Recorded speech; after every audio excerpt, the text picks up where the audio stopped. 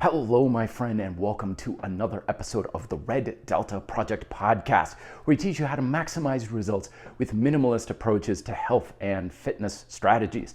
My name is Matt Schifferly, founder of the Red Delta Project, author of several books, including Bodyweight Training for Martial Arts and Grind Style Calisthenics. Today's episode is dealing a little bit more with the subjective, subconscious rules that are effectively in charge of your results. And today, we're not only looking at the results you get from a physiological sense, but the emotional and mental rewards that we come from fitness. Because while we may be in the gym and trying to eat better and stuff for the physiological payoff, ultimately, this whole fitness thing is about saying, I want to feel better about myself. I want to improve the quality of my life. I want to be happier, right? These are all very good objectives. And we're simply using our physiological change and transformation through healthy habits as a vehicle to further facilitate that. But what we need to recognize is that sometimes our approaches and methods to be healthier, not just healthier physically, but mentally and emotionally, to be happier, sometimes is on a dead-end street. And sometimes it can even backfire, preventing you from actually attaining that, regardless of how much physical transformation you go through. And I think we all know this, or we've experienced this to some degree, where someone may change or you may change and get some results, and despite making progress or even reaching your goals, you're no happier than when you were before. That you lost your weight, you built muscle and stuff, but you're like, but I still don't like my body. Or I'm still not as happy as I thought I would be. What's going on? And this is a case where the term now going around is something called hedonic adaptation. And hedonic adaptation is something that can either make or break your quality of life and your overall happiness with health, fitness, financial health, relationships, and so on. Because what it essentially means is that you'll always return to a mental and emotional baseline, regardless of your circumstances. And they've observed this time and time again with people who have something great seemingly happen in their life. Like they get a huge uptick in their quality of life. They go from rags to riches. They win the lottery. They get their dream job, whatever it is. And for a period, they're like, yeah, I'm happy. I'm fulfilled. This is great. But then they follow up several years later and they're like, you know what? I still am where I started. I don't feel any better about myself or any happier. But it's also gone the opposite side, where people will go through a seemingly bad thing in life, like they lose a limb in war, or they have a huge upheaval in their business or relationships. And in the short term, they're like, this is the worst thing ever. My life is over as I know it. I'm never going to be happy again. But then again, they follow up several years later and they're like, you know what? I've learned to appreciate the other things in life and I'm still happy. And in many cases, they even go beyond that. A friend of mine was telling about a friend of his who was in a horrific motorcycle accident one time, nearly killed him, so close to death. And he's got all sorts of injuries and aches and pains that are probably going to plague him for most of his life. But you talk to this guy and you're like, how you doing, Jim? And he's like, awesome. I'm like, the best ever, because he's so much appreciated that he's alive. So someone may look at him and be like, oh man, with all that, how can he be happy? But it goes to that old saying that goes where someone says to the World War II vet, how can you be happy without your legs? And they say, well, how can you be unhappy when you have yours?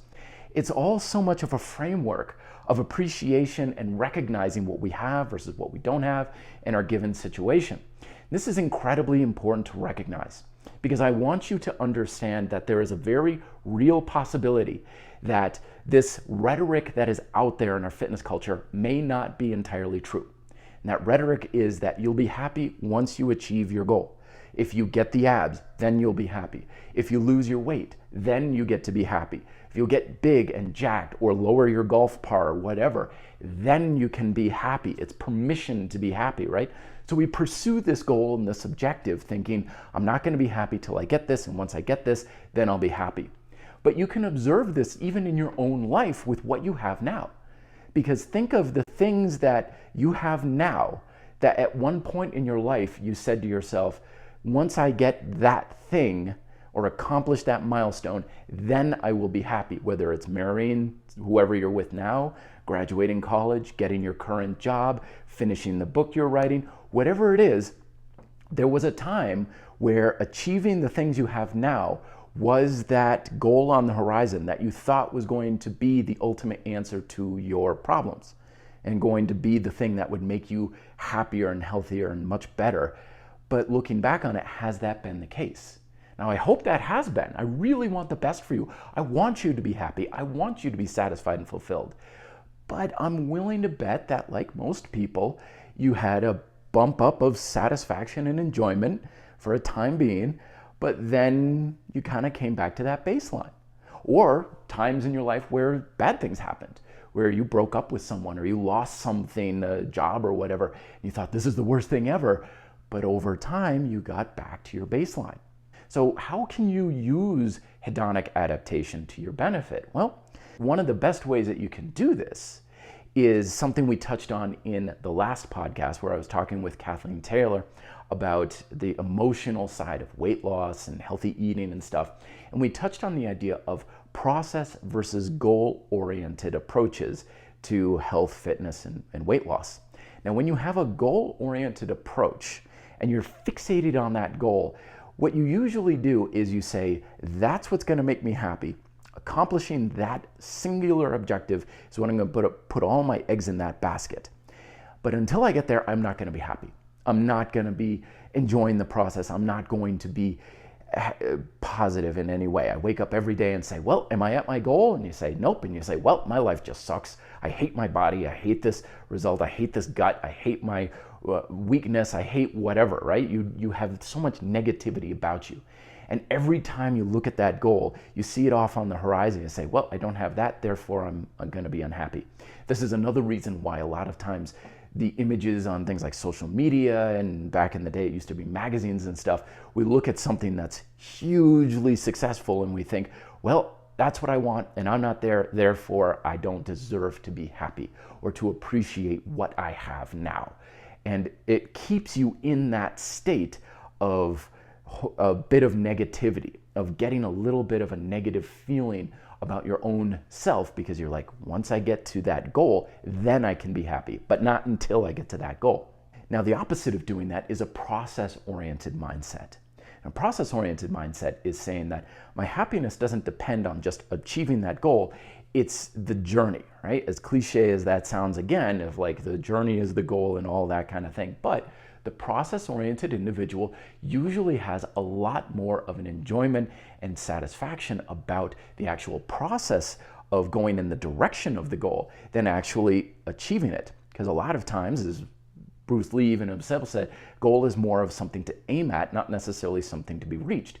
Because again, with the hedonic adaptation, people will get to the goal and then they'll be like, great, I'm there, but I'm still not happy, I'm still not satisfied. And then they think, well, that's because I've only got a 4-pack. I need a 6-pack, or I need to be under 10% body fat, or I need to have a bigger peak in my body. There's always something greater. And this is where you get on that, what they call the hedonic treadmill, where you search for a goal, you get to it, and then you're only happy at the next one. So happiness is always just out of reach, no matter how hard you work and no matter how much you accomplish. So it's always off on the horizon. It's never where you are. But when you enjoy the process and you say, I'm going in that direction, that's where I'm headed, then you can take more of an appreciative approach to what you have now and what you accomplish. Like you might say, okay, I want to lose 50 pounds. You wake up a week from now and say, well, I haven't really lost much weight, but I did get to the gym 3 times this week, or I did have some protein with each meal. I'm on my way. And when you have a process-oriented approach, that's more appreciative. That brings much more enjoyment and satisfaction today.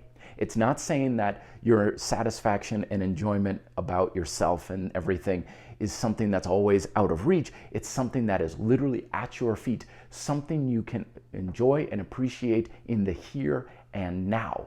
And that's why people who have so much of an appreciative mindset about what they are doing and what they are accomplishing tend to be happier, tend to accomplish more. And I know that there's some friction to this because I've faced it myself many times where people are like, I don't want to appreciate and put all of my eggs into that basket, because doesn't that mean I'm settling? Doesn't that mean saying, well, this is where my body is, this is where my life is, I'm going to settle for what I have now. I'm going to make excuses like, I don't really want to be that in shape. I don't really want to have that much money. I don't really want to accomplish those goals. This is a good way to be fairly miserable, because trying to settle for what you have is basically fighting your desire for more. It's actually trying to prevent yourself from that process that's going to make you happier, from the progressions that are going to make you happier. When something is in front of you that says, do this 1% better and you're going to be on your way, and say, no, I'm going to settle for what I have now. Isn't that what appreciation is all about? And the answer is no, not at all. Because there is a massive amount of difference between appreciating what you have and settling for what you have. When you settle for it, you're basically giving up and saying, this is good enough. Even though I do want more, I'm just going to settle, in other words. But when you appreciate it, actually kicks in the process even more. The people who appreciate something tend to accomplish more of it. The more you appreciate your strength, the stronger you will become. The more you appreciate healthy food, the more of it you will eat. The more you appreciate how far you've come, the more you will accomplish.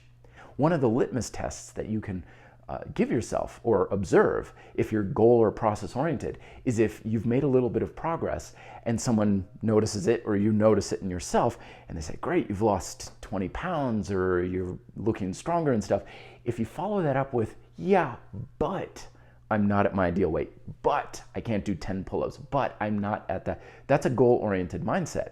And so again, you're basically making your happiness conditional on a single thing that is far off in the distance. A process-oriented mindset is, hey, you're looking better, you lost weight, you got off your blood pressure medication, whatever, and you're like, I know, it's great, it's awesome. And you could say, and it's going to be even better once I lose another 10 pounds, or now my goal is to run half a marathon or whatever. There's always fine to shoot for more. By all means, go for more. That's great. But appreciate what you've done. Say, yes, that's awesome. I'm very happy with the progress I've made. This is great. And therefore, you are happier here and now. And that's what I really want to drive home for you today, because you deserve to be happier today. You deserve to be healthier today. It's not something that's going to be conditional on something that's months or even years down the line, if ever, right? Because a lot of times when people get into that goal-oriented mindset and they're thinking, well, I'm not where I want to be, they're tipping that hedonic adaptation towards a negative, and their motivation plummets, and they decrease the chances of even reaching that goal in the first place. And then because of that, they have less chance of getting it. And then once they do get it, they often find it wasn't worth it, because the whole process was misery and they didn't enjoy it at all. And then when they get there, they're like, I don't know if it was really worth the cost. So screw it. It didn't change all that much. But the individual with a process-oriented mindset is having a lot more fun. They get to it and they're like, yeah, that's great. That's awesome. Okay, keep going. Because they're doing it for the sake of doing it, which is why the whole process of fitness independence is do the things that you enjoy doing for the sake of doing them, just for the sake of doing them. Because if you're doing it just for the goal, it may not be worth it. It may not be enough of a pull to get you that far, especially if the goal is really a far off distant thing that's going to take a lot of work and be years off in the future. But if you're doing things for the sake of doing them, if you're eating better to feel better today, if you eat better because you enjoy the food more, if you're doing a physical activity like playing basketball because you like to play basketball, but you're also doing it because you burn calories and you improve your stamina and endurance and you're going to help lose weight and stuff. But do things that make you feel better today for the sake of doing them today, that you can appreciate today. And then you will be happier today and tomorrow, and you'll feel better about your body and you'll feel better about your life, rather than saying, I'm only going to be happy once I achieve this goal, which decreases the ability to get it. And even if you do get it, you may find it wasn't the answer you're looking for, and it's just a whole higgledy-piggledy. So I know this is a little bit of a deeper thing, but I want you to be very introspective this next week. Become more process oriented. Appreciate the things you can now do. I don't care if you struggle to get 5 push-ups up against the kitchen counter. Feel that strength. Appreciate what you have and what you have accomplished, and then build on that because it's something that you enjoy for the sake of doing it. I want to hear from you. Please leave your thoughts and comments and questions down below in the comment section if you're watching this on YouTube. As always, you can email me, reddeltaproject@gmail.com, if you want to discuss this any further. And thank you so much for listening. If you got value out of this, reviews on the podcast directory that you're using and stuff, or here on YouTube, are greatly appreciated. I'll talk to you folks next week. Till then, be fit, live free.